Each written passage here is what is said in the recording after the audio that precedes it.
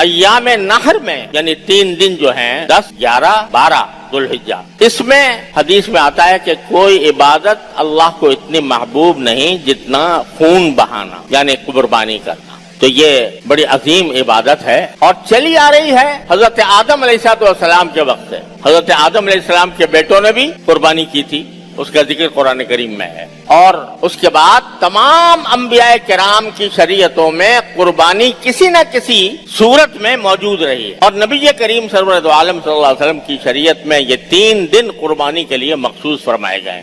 آج اس کے بارے میں کچھ غلط فہمیاں لوگوں کے دلوں میں کچھ پیدا ہو رہی ہیں اور کچھ پیدا کی جا رہی ہیں.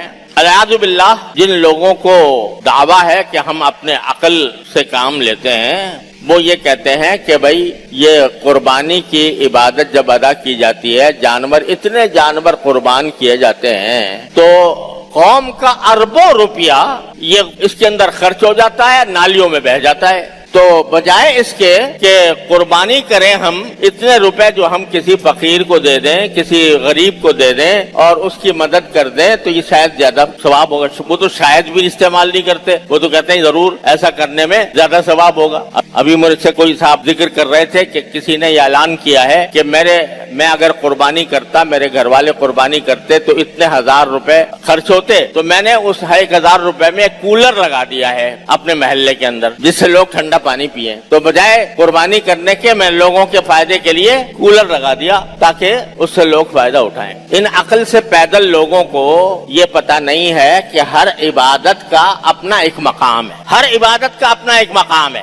نماز, کوئی شخص کہے کہ بھئی نماز میں میرے 15 منٹ خرچ ہوتے ہیں تو یہ 15 منٹ میں جا کے مریضوں کی عیادت کر لیا کروں گا بجائے نماز پڑھنے کے, مریضوں کی تیمارداری کر لیا کروں گا تو فائدہ ہوگا. تو یہ حماقت ہوگی نہیں ہوگی کہ آدمی وہ جو کام جس وقت میرے مولا نے فرض کیا ہے اس کو ادا کرنا یہی بندگی ہے. اور قربانی کا فلسفہ ہی یہ ہے, قربانی کا سارا فلسفہ ہی یہ ہے کہ آدمی اللہ تبارک و تعالیٰ کے حکم کے آگے سر جھکا کر اپنے سارے مفادات کو قربان کر دے. جو قربانی کس کی یاد میں ہو رہی ہے بھائی, سب مسلمان جانتے ہیں کس کی یاد میں, حضرت ابراہیم علیہ السلام اور حضرت اسماعیل علیہ السلام. اب اچانک ابراہیم علیہ السلام کو حکم آ جاتا ہے کہ اپنے پیارے چہیتے بیٹے کو قربان کر دو, ذبح کر دو. پلٹ کے ابراہیم علیہ السلام نے یہ نہیں پوچھا یا اللہ میاں یہ میرے بیٹے نے کیا قصور کیا ہے, نابالغ بچہ ہے. نابالغ بچہ جو ہوتا ہے وہ تو جہاد کی حالت میں بھی, جنگ کی حالت میں بھی اس کو مارنا جائز نہیں ہے,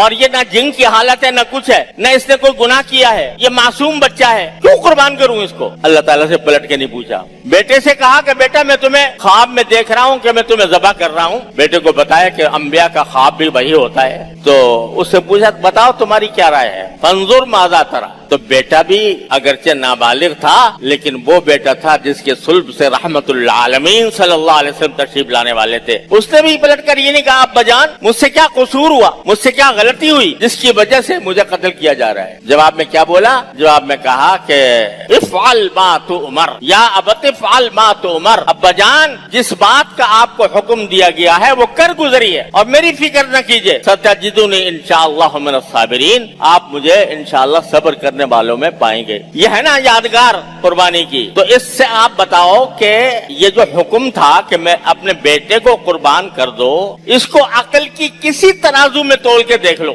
اس کا کوئی تعلق عقل سے سمجھ میں آتا ہے؟ باپ اپنے بیٹے کو مارے, ایسے بیٹے کو نابالغ ہے, ایسے بیٹے کو جو بے قصور ہے, اور خود اپنے ہاتھ سے ذبح کرے بیٹے کو, کوئی عقل میں آتی ہے کوئی بات؟ لیکن پیغمبر تھے تو انہوں نے کہا جی عقل بقل کچھ نہیں ہے, ہماری اصل بات تو میرے مالک کا حکم ہے, لہذا لٹا دیا. فلما اسلما وتلہ للجبین, دونوں اللہ کے حکم کے آگے جھک گئے اور باپ نے بیٹے کو پیشانی کے بل لٹا دیا. خاص طور پہ قرآن نے ذکر کیا کہ پیشانی کے بل لٹایا, یعنی الٹا. کیوں؟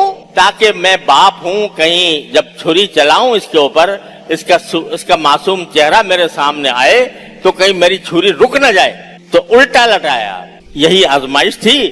اللہ تبارک و تعالیٰ نے فرمایا کہ تم نے خواب پورا کر دیا, अपने करने का काम कर लिया, मेरे हुक्म के आगे झुक गए, अपने बेटे को कुर्बान करने के लिए तैयार हो गए, तो अब देखो हमने क्या मुआजिजा दिखाना है कि इस्माइल तो एक जगह बैठे मुस्कुरा रहे हैं और उनकी जगह एक मेंढा ज़बह किया हुआ पड़ा है। ये है ना असल सुन्नत इब्राहिमी। तो ये सुन्नत तो है ही इस काम के लिए कि जब अल्लाह तबारक व तआला का हुक्म आ जाए तो अक्ल के घोड़े दौड़ाना ये बंदे का काम नहीं है। बंदे का काम यह है कि उसको इत्तिबा करे। ये जो तुम अकल के घोड़े दौड़ा रहे हो कि अरबों रुपया खर्च हो जाएगा मिल्लत का, तो ये अकल के घोड़े कहीं और बेच के आओ। अल्लाह का हुक्म है, लिहाजा करना होगा। पहली बात तो यह है। और सच्ची बात यह है कि अगर कुर्बानी का की असल हकीकत, उसका असल फलसफा समझ में आ जाए और उसके तहत बंदा कुर्बानी करे, और वो फलसफा क्या है कि अल्लाह के हुक्म के आगे मैं अब मेरी अकल भी कुर्बान, मेरा माल भी कुर्बान, मेरी जान भी कुर्बान। ये फलसफा अगर दिल में बैठ जाए कुर्बानी का, बताओ फिर जराइम रहेंगे दुनिया में? दुनिया से जराइम खत्म करने का वाहिद रास्ता ये है कि दिलों में अल्लाह तबारक व तआला की हुक्म मानने का जज्बा पैदा हो। कुर्बानी ये जज्बा पैदा करती है। ये अरबों रुपए जो तुम्हारे खर्च हो रहे हैं वो इसलिए पे खर्च हो रहे हैं ताकि तुम्हारे दिल में अल्लाह तबारक व तआला का हुक्म मानने का जज्बा पैदा हो।